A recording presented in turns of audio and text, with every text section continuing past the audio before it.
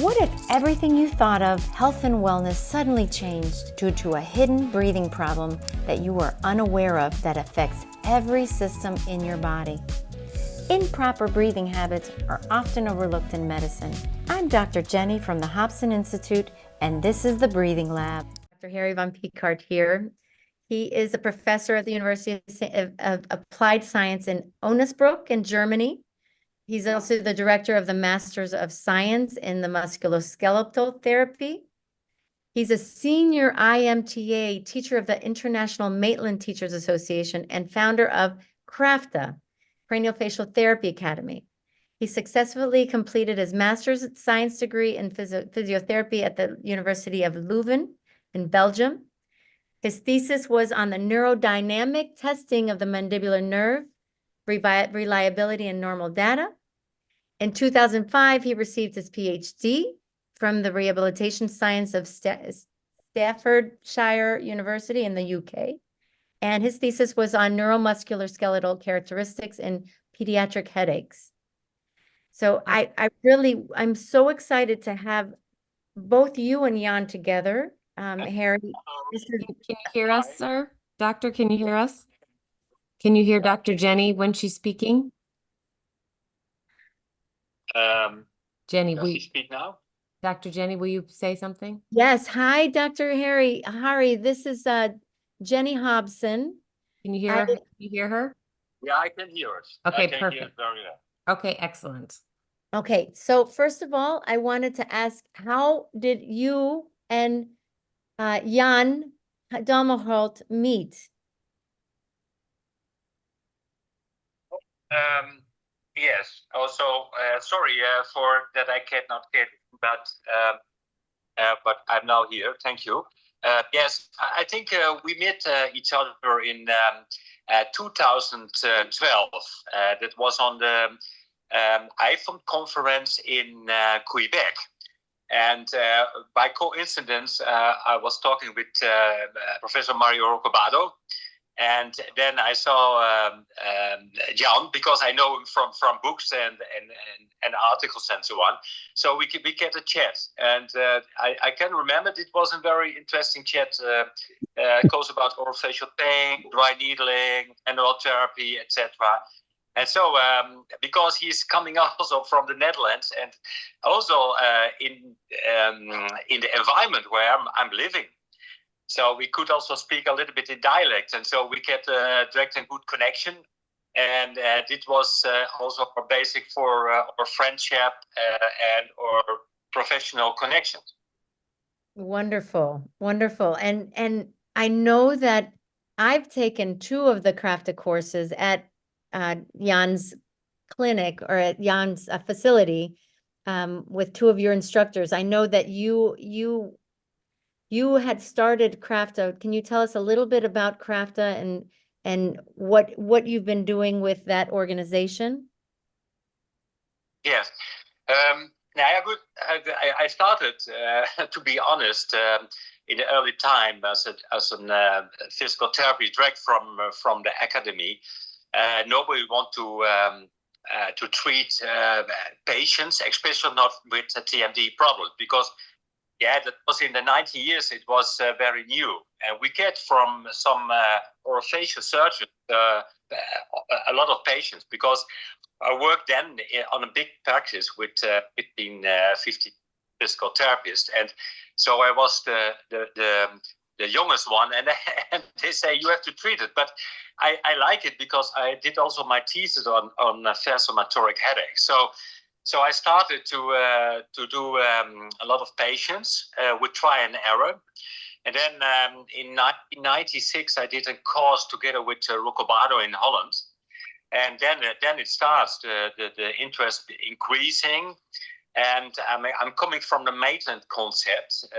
So I did my manual education from the Maitland concept.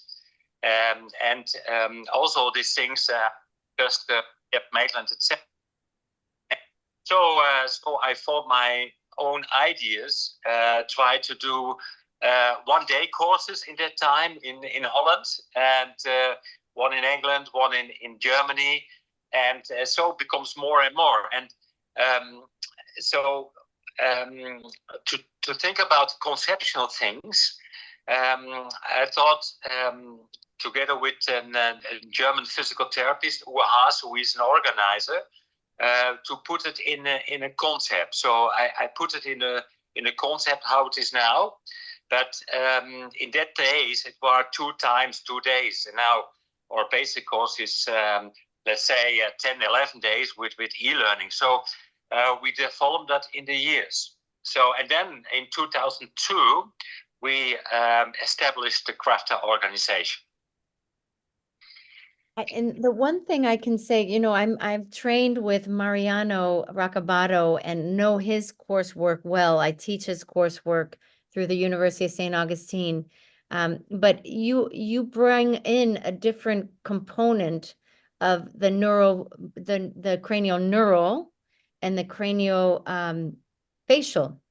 That was one area or 2 areas that I feel that it's like more coursework around evaluating the actual cranial bones and the cranial nerves. That was something that I found different when I took your coursework.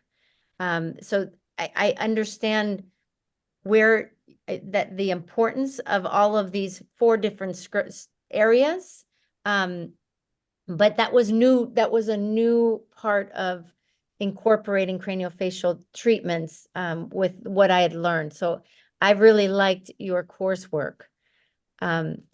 So one of the things that we brought up, you had said, you know, in your treatment of craniofacial pain patients, you know, one of the areas I have kind of dived into is getting to the root of the cause of the TMD patient pain and trying to understand it. So I've learned around airway treatment and airway support and evaluation. Is that something that you're bringing into CRAFTA as well, or is that different? Yeah, okay, thank you for your question. First, I want to say something about the why we took in craniofacial region, so the skull, as a dynamic instrument, because it is also a nociceptive source, and that's not mostly accepted. Okay, from the osteopathy, they use craniosacral therapy, but in contrast, we try to reduce the hypersensitivity and the central sensitization from the skull. So the skull can have a lot of nociception because there's a lot of connection with the dura, and also think also on the mucosa from the sinuses and from the middle ear. So we try to do cranial techniques, reducing the nociceptive information to the brainstem. And the same is also with the cranial nerves. It is still not accepted that, for instance, the environment and the connective tissue of the nerve can have an enormous impact in the increase of nociception and therefore also the neural matrix. So we see it more as a trigeminal sensitivity, where we can add in all manual techniques, also dry needle, very excellent. So I come back on your question. Do we bring in respiration? Yes. For instance, if a child, and we go back to the pediatrics, because a lot of headaches and atypical facial pain starts in childhood. For instance, when children have an sinusitis, an otitis media, or a small placocephalia coming from birth, they have an increased sensitization. So when a child has a middle ear problem or a sinusitis, we start directly first with looking to the skull floor and look to the tongue position. And with the tongue, it's very important for the respiration, especially when you want to breathe through your nose. You get a good ventilation, but it starts mostly that the tongue is not in a good position and have not a good endurance, and therefore you get mouth breathing. And the mouth breathing can give not a good development of the skull floor. And then you get a vicious circle. And this is what we try to change. And afterwards, when the children are older and also in adults, we always look to two positions of the tongue. Because this gives an facilitation of the inspiration, and also have facilitate on the posture. Because also we know by some patients, especially by patients who are mouth breathers, the posture can have a large influence on the growth of the TMJ, but also on the skull floor. So yes, very shortly, we also integrate respiration. Also, when children has, for instance, a chronic sinusitis or there is a pseudosinusitis, we do something on cranial tissue, to get a reducing of the nociceptive input, and always together with tongue position and inspiration exercises. Wonderful, wonderful. I'm so glad to hear that. I haven't taken all of the courses, so I'm excited that you have that as part of it, because I do find that the majority of patients that I see, they're complicated. If they're adults and they haven't had that type of treatment that you're describing, they become patients that have all kinds of different problems like snoring and sleep apnea and tinnitus, and are chronically tired and clenching their teeth all the time. So it becomes, if you don't treat it early, it kind of spirals into worse and worse health for adults that don't get the proper treatment. Yeah. So, But I think my experience is still that you can do also with adults with respiration. Together with manual techniques. Or when there is a myofascial problem, try with trigger point treatment or dry needling. This is all possible. And especially also, it is very interesting. Also, people have, let's say, headaches, TMJ problems, and voice problems. This is also a combination, where you also look to the position of the larynx, the hyoid bone, and especially also the tongue position. It can help dramatically a lot in patients with chronic maintained pain of the neck and the head. absolutely, absolutely. I find that if one doesn't address really the light position of the tongue, lightly sucked on the roof of the mouth with the posterior soft palate and posterior tongue support, the neck and the voice, and the support around the airway becomes compromised. And I find that many of those patients are clenching day in and day out that don't realize that they have this type of problem, and they continue, eventually wearing down their craniofacial structures, the soft tissue and the bony structures of the joint. So I find that what you're saying is exactly what to me, I think that's one area that doesn't always get addressed, at least for the physical therapists that I know treat TMD. Not all of them understand that role of the tongue and the support of the throat and the larynx and the airway and the voice. So I'm happy about this, to hear this. I wanted to ask you a couple things around the role of what you think patients need in terms of education and self-care, which I think is also very important for patients to understand, and what they can do for themselves. Can you comment on that? Yeah, okay. First, shortly, I want to add something about the tongue hill.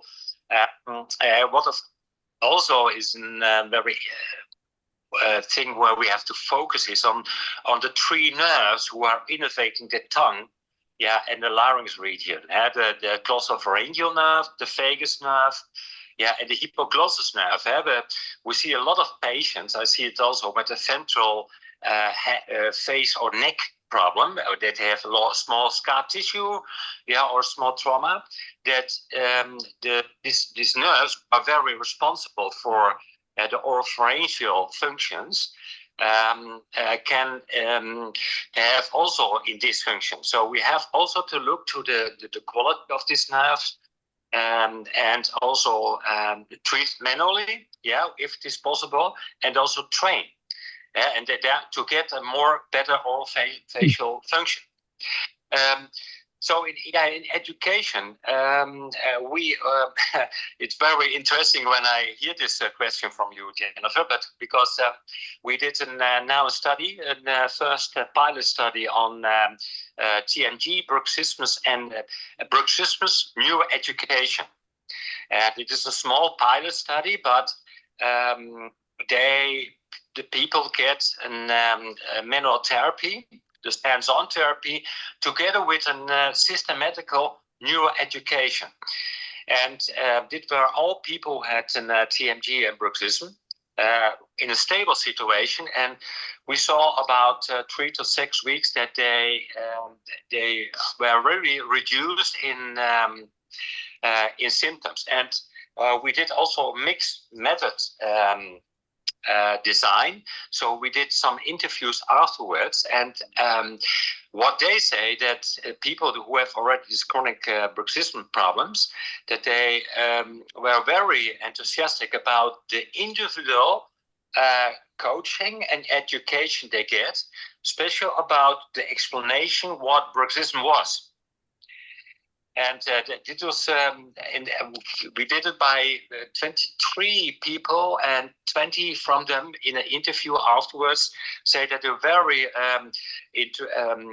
exciting about the individual education of it. So yes, I believe also in education. Of course, we know that there are some studies, and Jan also can emphasize that education alone is not everything, and also not probably physical therapy or manual therapy can have the same outcome. So we don't know, but probably I think that the combination is the best of both. So yes, mostly by TMG patients in the practice, I try also to give direct education about the prognosis, the kind of TMG patients have, what they have, the risk factors, and so on. So and also the education on the background of the pain signs. Yes, that's So great. Jenny, can I jump in here? Because Yes, please. I think that's actually one of the critical differences, I think. All three of us started with Rocabado. I mean, Jenny and myself, we were connected to each other via Rocabado. Harry and I were connected via Rocabado at this meeting in Quebec. And Harry knows Rocabado well. We all know Rocabado well. We are very familiar with his work. But what Harry just described is that Rocabado tends to have a more biomechanical approach. But the tongue position is a very distinct part of Rocabado's courses, of course. And what I find interesting is that Harry, with his team, and certainly at the university and also at the crafter courses, has taken that and has expanded on that by looking at the innovation, by looking at what other things do these areas have in common, which in the Rocabado courses is usually not emphasized as much. But I think that's actually one of the critical parts. And that's also then where the whole pain science stuff, pain science education by itself doesn't do all that much, but educating patients in general, combined with actually a real attitude and an attitude of the clinicians is like, hey, I'm really genuinely interested in you and I want to help you. And I'm not going to just drop you and send you to someone else. I'm going to really try to get at the bottom of it. I think that makes all the difference in the world. And I know Jenny, your breathing approach is a little different than mine, but in the end, that's less relevant. I think what the most important part is that patient have someone who will take the time to listen, who also has preferably something based in science that we can say, well, this is one way we can approach that. And combining all these different things, whether you do dry needling or not, that really doesn't matter that much to me. Um, but dry needling gives us other tools to deal with that nociceptive input from different regions. That's just another tool in the box, just like education is. Awesome. No, I agree with you, Jan, and I think that these patients, like you said, they're not always taken seriously. Their pain complaints, they become kind of put in a classification of kind of chronic pain, and it's hard to peel away the layers of their chronic problem to understand, okay, where is this coming from? But yeah, the education that you're mentioning and really being an advocate for them and having them trust you that you're actually interested in helping them is And huge. frankly, once patients realize that you're there to actually help them, that you're genuinely interested, simple question. Well, you've gone through this a lot for a long time. What do you really think the bottom line problem is?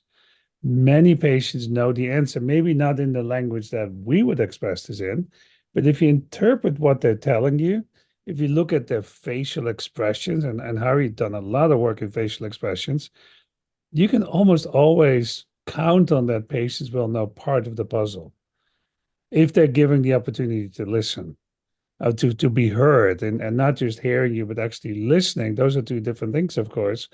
That to me is one of the key components why combining what we do works so well. I mean, Harry and I have done workshops together.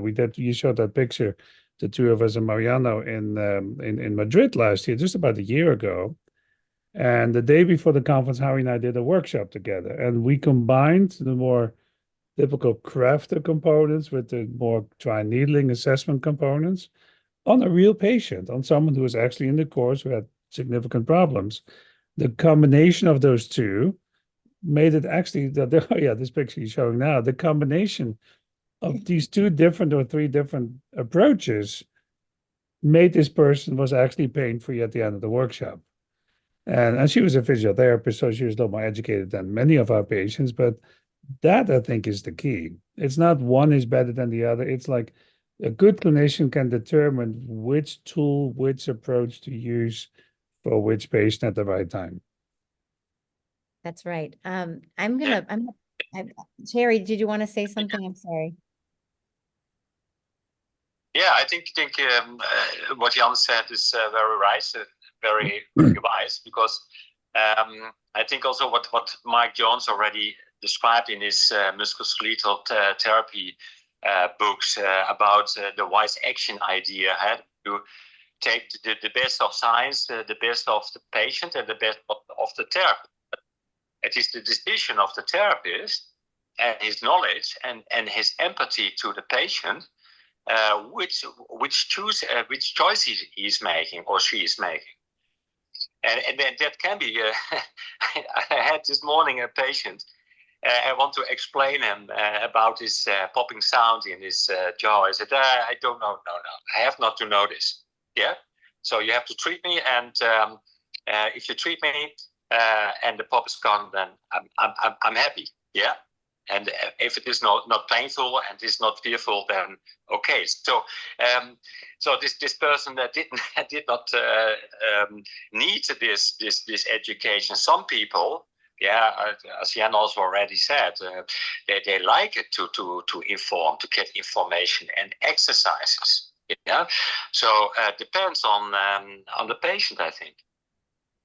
Great. Yeah, I think I'm gonna stop share for a second. One thing we're going to go over just a little bit. I say we end in about 15 minutes, if that's okay with everybody. If you need to go, I understand, but I'd like everybody to please put in the Q&A if you have any questions. I have a couple more questions for Dr. Hari and Dr. Jan, but please put them in now if you could, so that we can go over some questions. And Shannon, if you could just keep an eye on those. There was one image I just wanted to show because this was something that came up when we were talking about pictures.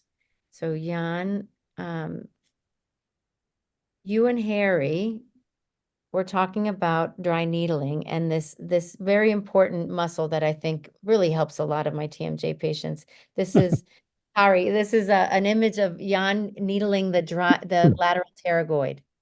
So tell me a little bit about that picture. Yeah, of course. I'm not sure how you can see the pictures since he's on the call on the phone, of course. But during the craft course that Harry taught in Bethesda, and I attended that as a student, so it was really interesting to learn more and really get more better grip on better understanding of the craft approach.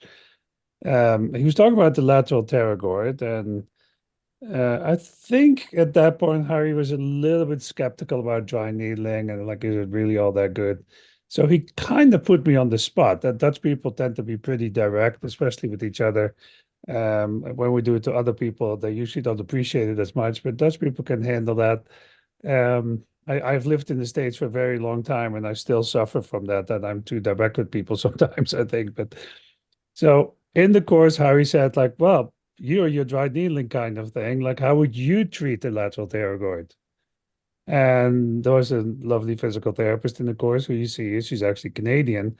She said, oh, you could do it on me. It's fine. So I demonstrated dry needling of the lateral pterygoid with one approach. There's a few approaches now that we utilize, but one approach to the mandibular fossa into the lateral pterygoid. And there was a dramatic change in her function right after that.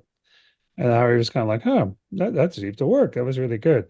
So I know for sure Harry and I do courses together in the Netherlands about dry needling for grafter students and grafter graduates. And I know that Harry has really adopted dry needling quite a lot in the clinic, but again, the same in my clinic. In my clinic, everyone thinks that's all I do, which is far from the truth. A lot of patients never get dry needling in my clinic. And that's what I teach the most, and that's probably what I'm best known for. But it's always trying to figure out what is the most important for this particular patient in that triangle of we have scientific background, we have an opinion, we have experience, and there's a patient with his or her or their set of circumstances and experiences and expectations.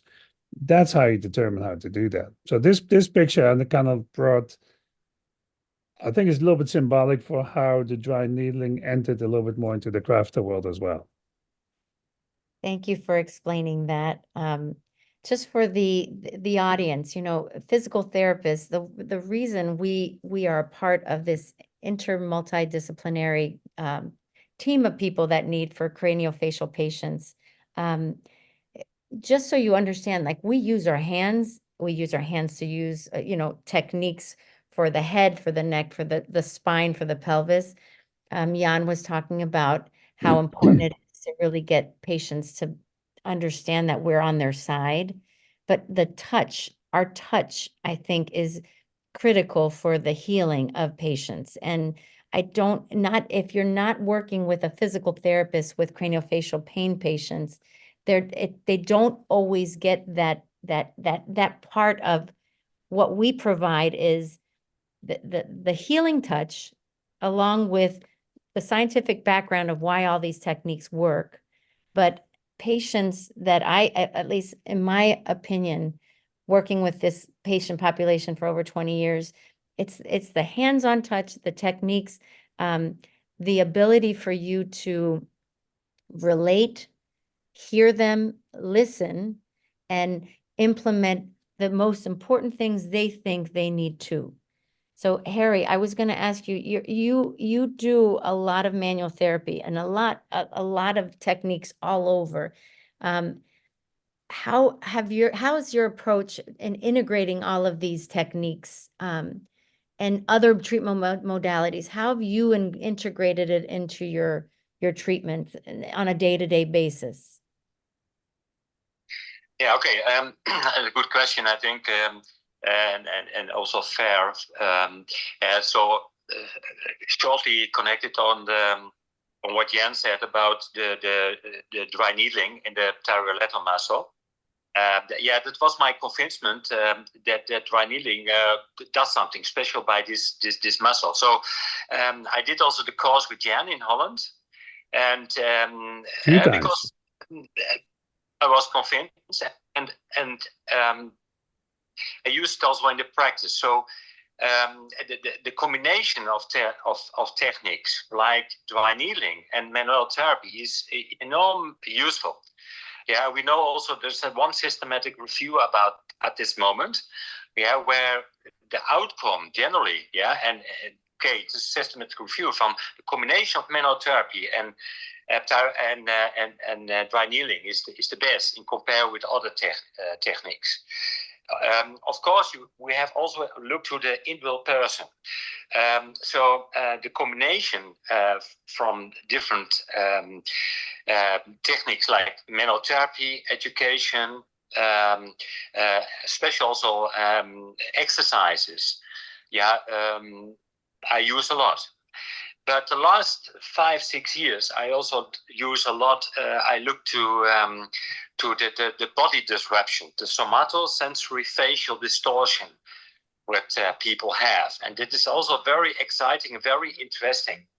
So that because of the change of sensory input and the processing in the brain, and therefore the misinterpretation what happens in, for instance, the peripersonal space, the sensory input, but also the interpretation of auditive components like hearing and expressed in tinnitus, for instance, and emotion recognition and expression and laterality is huge. So I do also a lot of, let's say, brain training with them. Yeah, mostly people who have comes in the Axis 2, yeah, so from a TC-TMG, but also with a unilateral maintained problem with still an Axis 1 with an, for instance, disc displacement or a myofascial problem. Yeah, we do a kind of a body scanning, and then we look to 2-point discrimination. We look to the left-right recognition and the emotion recognition, and also to the trigeminal reflexes.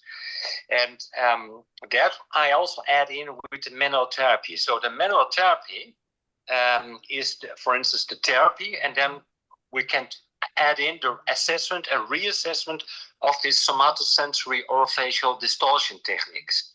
I'm very excited about it because here you are not directly related with the symptoms anymore. You are related with the mechanism behind the symptoms. And I have to say that we try to also to research it at this moment, and it's not easy, but to combine all these tests together, who are integrated, who are try to prove the somatosensory distortion. But yes, in the practice, I try also to give some exercise and therapy for it.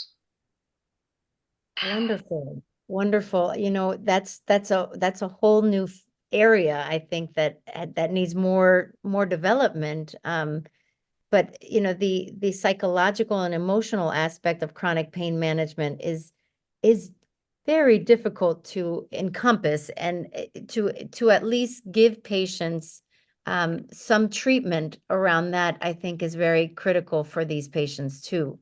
What's your experience with that? Absolutely, because if you, but you see that there is a connection also in this whole neuromatrix of the brain.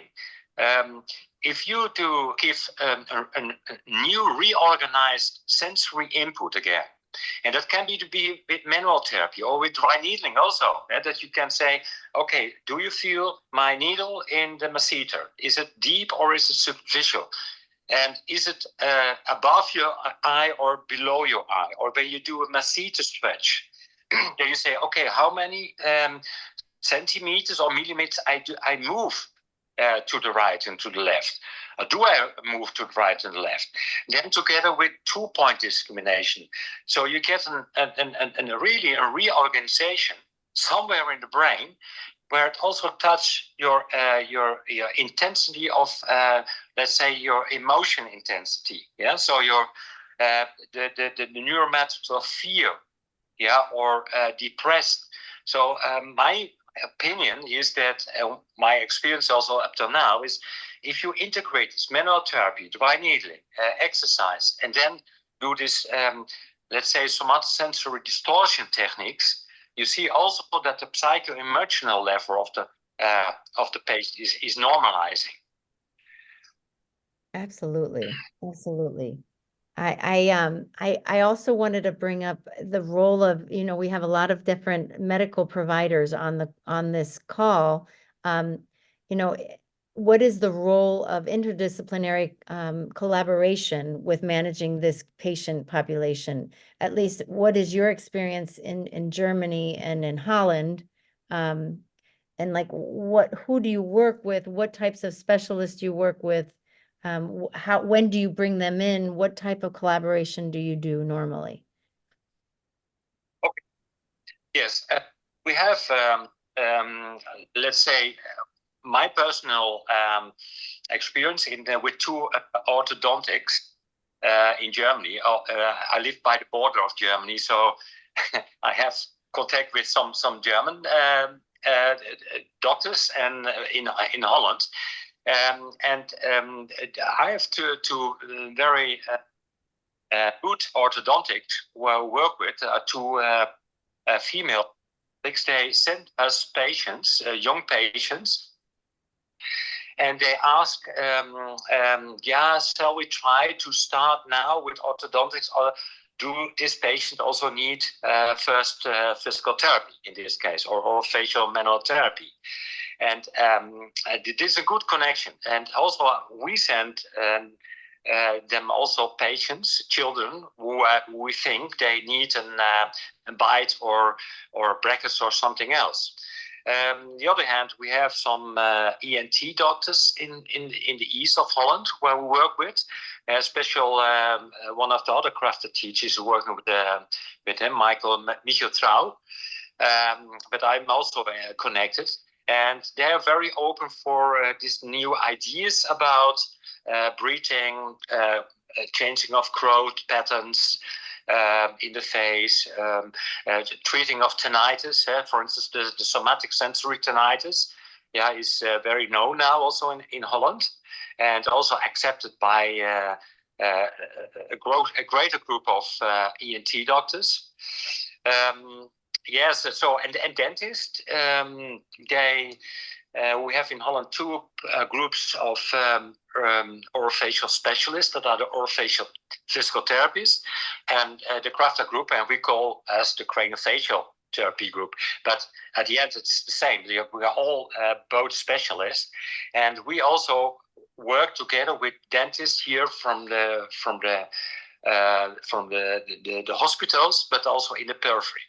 Yeah, for special eye, I'm working a lot with one of the dentists here nearby with sport people, where I look to the orofacial region, especially by shoulder pain and neck pain. And when I treat this person, then I make a bite, a temporary bite. And this bite, together with the patient, goes to the dentist, and he makes a permanent bite, so a splint. So to increase the function of the neck and the shoulder, for instance, as a support, not as a therapy, but as a support for other exercises and treatment, what I can do there. So yes, they are very viable, but we have to work on it. We have also to let show the dentist and also the ENT doctors and the orthodontist what we can and what we cannot do. That's very important. So we have to invest our role. I don't know how it is in the US, but if you have a name and there's a good connection with the medical world, there's a good multidisciplinary approach. Yeah, so that's my experience at this moment here. Yeah, I think that things are changing and they're evolving. I won't say that it's been very always easy to explain this approach to certain medical providers that don't understand what we do. You know, like I find that there's some very open ENTs and neurologists, and then there's not. So when people are open to collaborating and, you know, sequencing treatment is very, I don't think it's always done properly. And, you know, we at my clinic, we take people wherever they're at in their care, and we try to connect and create teams, because they don't tend to come with a team unless they're referred by one of your medical providers that understands. So I think that's like the goal, is to have a team of providers that know what they know and know what you do and know when to refer to each other to fill in that gap, because it takes a team to really create the health in these patients or transform the health.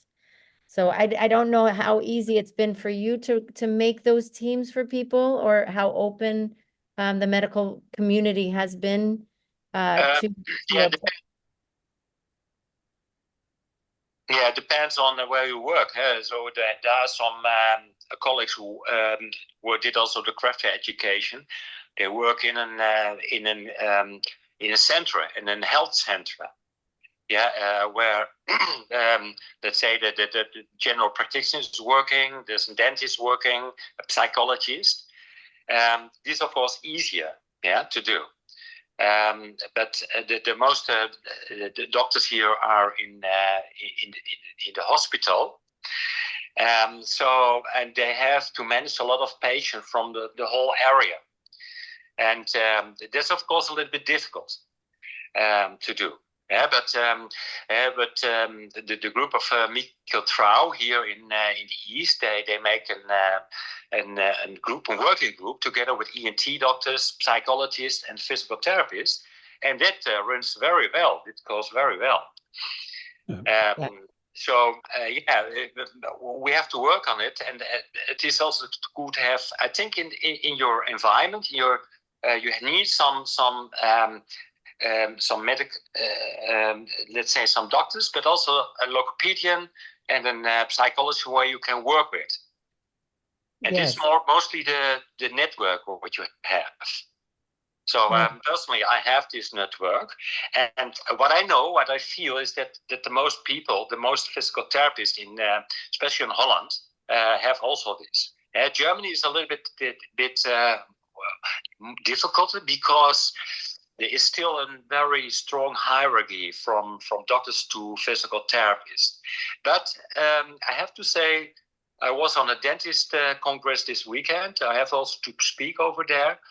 And special dentists, but also ENT doctors, become more and more open for what we are doing, because there's also still more evidence. If you know, I also talk about it. There are already the last 10 years, more than 68 systematic reviews on oral facial pain and physical therapy. Yeah, the last 10 years. So it's increasing. And also the doctors know more. And we, as you said already before, and also Jan, yeah, you have to look to the external evidence, what is known, because this is also what they want to know generally, and what is the internal evidence, what we do as physical therapists, and what is my empathy and my knowledge on this individual patient. Yeah, what we try to treat together. Yeah, and I think it is increasing. And what you already said, Jennifer, I think you also work a lot with other doctors. Yeah, we have to earn this. Yeah, to work with them. Yeah, but then we can also, I think, also accept them as an body in the team. Right. And that brings up a topic around research. That, you know, what areas of orofacial research, orofacial pain and TMD research, do you feel we need more focus on? And how can emerging physical therapists contribute to this field?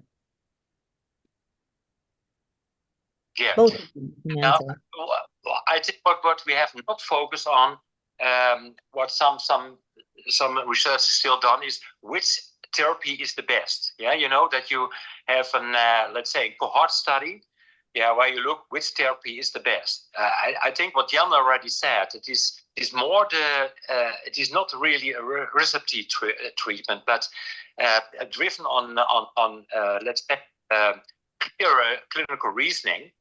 And therefore we also have to do this research. So I think we have more to do to this research where you combine therapies, yeah, over a long time, yeah, and look to the risk factors, and so that you get predictive factors for which therapy direction is more better. For instance, like a splint or physical therapy in compare with, for instance, splint therapy. Yeah, but I think it is more not really the individual therapy.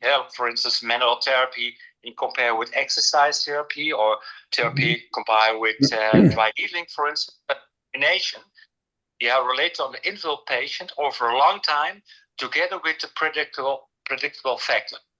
That I think that would help us a lot. Yeah. Yep. One more question I had before we answer. There's a couple questions in the chat. There's one that I'd like to hear from you, Harry. What has been your most challenging case related to TMD, oral facial pain, and what lessons did you learn from it? Very good question. A hard one, because there are a lot of challenging cases, I know, but can you recall one of the most difficult? Yeah, most difficult. I think that is a young patient. She's now 30, so that was already 12 years ago.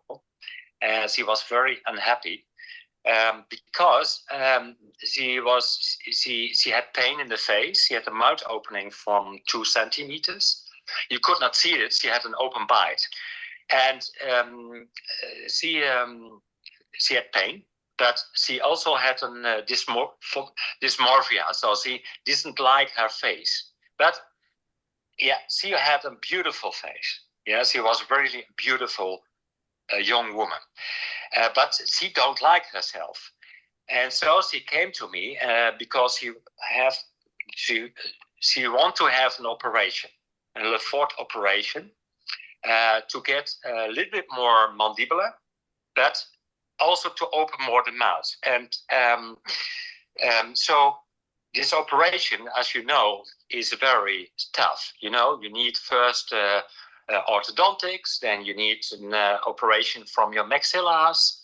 So you break the bones from your maxilla. Then the maxilla is going to in a prognatic position. You get an operation, etc. It goes about 3-4 years.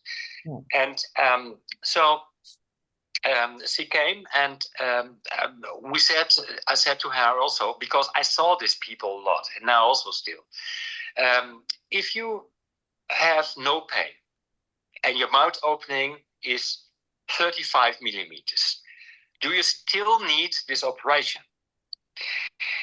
And that was a very new question for her. Nobody asked her, because the orthodontics and the surgeon said, yes, okay, we can open the mouth a little bit more. I don't know if the pain is gone. And yes, your mandibular is also go a little bit more protrusion. And that was the information she gets. So I said to her, because I know that she also don't dislike her face. So what do you think? If we can open your mouth to 35 millimeters and you have no pain, do you think have still the operation? And she was not sure. So I worked with her together on the half a year on it, and she could open her mouth 34 centimeters, 4 centimeters, and had no pain anymore. So then she get a friend, a very nice guy, but because he had more oral facial activities, she get more pain, and the mouth becomes again restricted. And so she was crying, and then she said, okay, yeah, now I need my operation. And I said, no, let's look to the other side. Maybe you can take your friend with you. Yeah, then we explain you and your friend what the problem is. Yeah, and maybe he can understand this. And now she takes her friend with her. She came of Utrecht, so it's about for us, like 80 kilometers driving. It's a lot for Holland. And okay, I explained it, and so she was in the middle of the center. So I explained her and also her friend what is very necessary to do, and that she have to open her mouth, but carefully and so on. And he understands this. And that was for her a lot of good information. And then also the pain and the mouth opening become better, and also the pain decrease. And then she did not decide to do an operation. And so half a year later, it was stable. She had still her friend. They were very happy. And then I followed her later on after 2 years. I asked her, why are you? No, okay, I don't have an operation. I need another operation, and everything is well with her. And 2 years ago, I get a very small card, and she gets a baby, a twin from her friend, and herself, of course. And she was very happy. So. Did she name the twin Harry? Yes. Did she name the twin Harry? Sorry, say it again. What was the name of one of the children? Was it Harry or Harriet or something like that? But 2 girls. They called her Henriette. Henriette. Close enough. Oh, that's a joke. But I learned a lot because the problem was not only the mouth opening and the pain. It was also respect herself as a person, and also the dysmorphia. Dysmorphia. Yeah, I think he had only an approach where a physical therapist mobilize her jaw and give some exercises. Probably she choose for the operation. Yeah, this is it. It's interesting, Harry. There's an emotional component that is so strong with these patients, for sure, 100%. And the younger ones, then when they're so insecure about their looks and their face, yeah, it plays a huge role. And there's a question from the audience that I wanted to bring up that has to do with facial expressions. I'd like to hear and learn more about facial expressions and sensory connection in the TMD patients by Dr. Harry. Are there any podcasts or websites or you can share or gain information about this? Yes, we are preparing a course about it. I did it several years ago, but now we have more research on it, so I want to wait with this. So probably also have to talk with Jan, but we'll do it in the future also in the US. But there are some articles about it. If you look to Google Scholar, you find facial expression, pain, and rehabilitation. Yeah, you find some hits. What can be interested? We did. Sorry. Yeah, we did also some research on it. We did an on it in 2014 and in Journal of GMMT, the US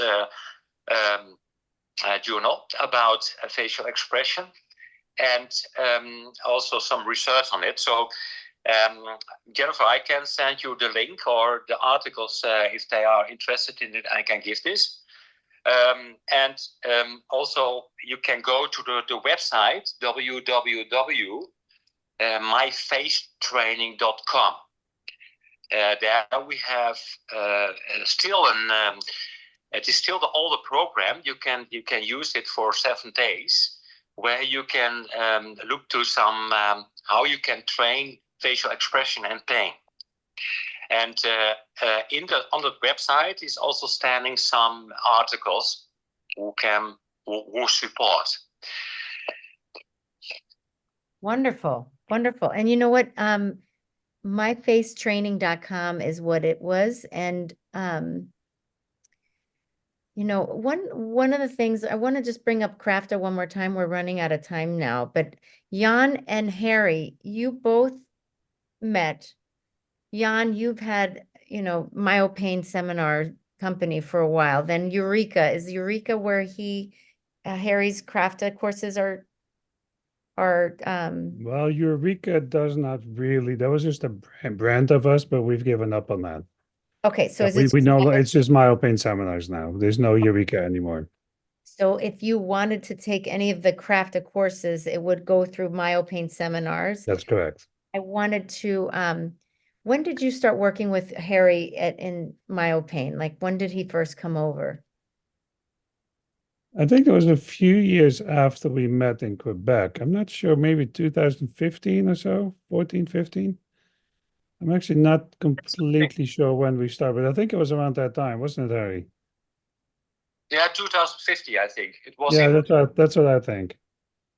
So one of the things, Harry, I wanted to do is I'm just going to put up a slide with the conference that you're hosting in Germany, so people can take a look at that. This one says save the date.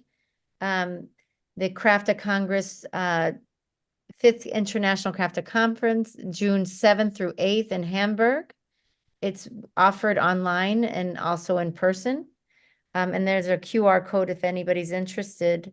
Yeah, Harry, do you want to say a few words about that? Yeah, this is, I think, this is an interesting, especially for physical therapists, interest because it is physical therapists meets dentistry. So we put some experts from the dentistry and physical therapy together. I think we have a very nice conference. And so it goes about cooperation, multi-dimensional approaches. The first day is, let's say, all lectures, and the second day is workshops. So it is also, you can also follow it hybrid. Yeah? So it is in English. So you can also follow it hybrid. You can still see all the lectures and the workshops 3 months afterwards. Okay. Yeah, so I think for people living in the US or where else that can come, you can follow it if you want and participate if you want. And it's on a boat. So in the middle of the center of Hamburg on a very nice small sea. So if you are invited to come if you can. Yes. Wonderful, wonderful. That is great. Did you just say that it's on a boat? You're having the conference on a boat? Yeah. But yes, it's really on the Ulster. You know, that's the one that Hamburg has is a very large city, and in the middle are 2 small seas. Yeah, okay. Small lakes. So small lakes, and one of the lakes is it. Wonderful. Yes. Wonderful. So this is not maximally they can come up 120 people. So we choose for this situation because it's nice and therefore also we took if you not can't come or there's no place anymore, you can also follow the hybrid. Wonderful. I just learned about it and I really appreciate it. I hope everybody takes note. This is going to be a really interesting group of a mixture of all kinds of countries too, right, Harry? It's not just Germany. I saw even Jen, I'm forgetting her last name. She was on Nelson's teaching from United States. We have to say also that we have also, to translate it for the Turkish colleagues. Okay. The organizer in Turkey is doing directly in translation in Turkish and also in Poland. Yeah, because we have a big group in Poland at this moment who are doing craft art. So they also asked to do a direct translation in Polish.